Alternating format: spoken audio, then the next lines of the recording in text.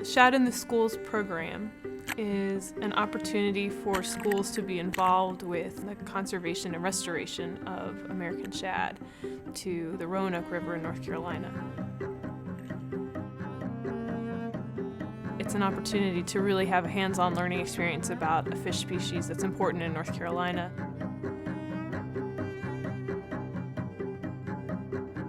Each of the classrooms that's raising shad is going to have a tank in their classroom that will be the right conditions, it will provide the right conditions for the shad eggs to hatch and develop. We've built the tank, put the tank together, and they're eagerly awaiting these little babies because they want to be shad mommies and shad daddies.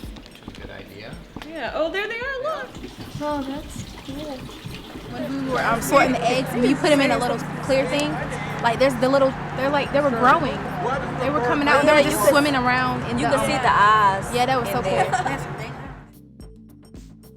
Because it is happening at the end of the year, there is end of the year testing, and we've heard from teachers that this program has actually taken the stress off of the kids and has been a good distraction for them. It's very hands-on and they really enjoy the egg picking. You have to pick the live eggs from the dead eggs, and they've really enjoyed that activity. The water quality monitoring that they're doing on the tank is very hands-on as well. They've really honed their skills on their water quality testing, which they do 3 to 4 times a day to make sure that the water temperature, the ammonia, the nitrates, and the chlorine is up to par. I got it, and it says it's 0 ppm. Okay, The kids have to understand water quality. That's one of the things. They have to do water testing. You know, what's the ammonia levels? Are they getting too high? Are the bacteria, the beneficial bacteria that we put in the water, are they doing their job? And there's tests that they can do. And what they realize is that chemistry, they're saying, wow, chemistry, we really use this in our real life. And then when we had to figure out how many eggs weren't fertilized or didn't survive to the amount that were alive, we had to use algebraic equations, and they were like, we actually use math in the real world too? You know, it was fantastic.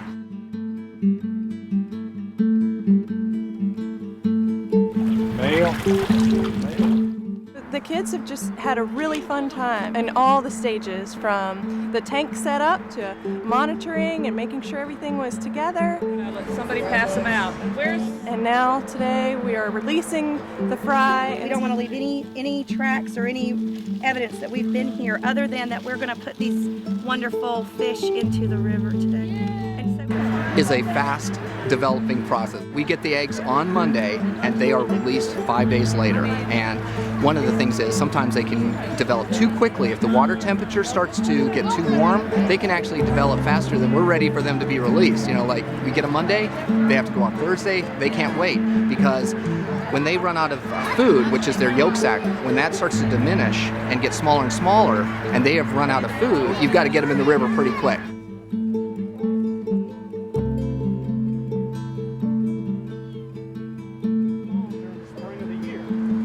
American shad have this amazing ability to home back to the rivers that they were born in. If we can talk with students at an early age about the importance of American shad and to help them learn some techniques that are used to help restore those populations, I think they'll be more mindful of them as they grow, and may become better stewards as a result of that. And we may even be able to recruit a few biologists.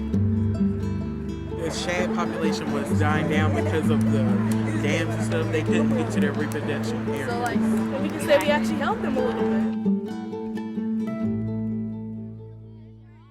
The hands-on experiences that this brings and programs like this bring make such a big impact with kids. It's one thing to read about this American shad and to know a little bit about its life history, but when it's living in your classroom and you're responsible for its care, the impact that has on you and the overall feeling that you have, the feelings that it creates within the kids, is what will be remembered. So it's outside of the textbook, but really in the hearts and minds is where we're getting them.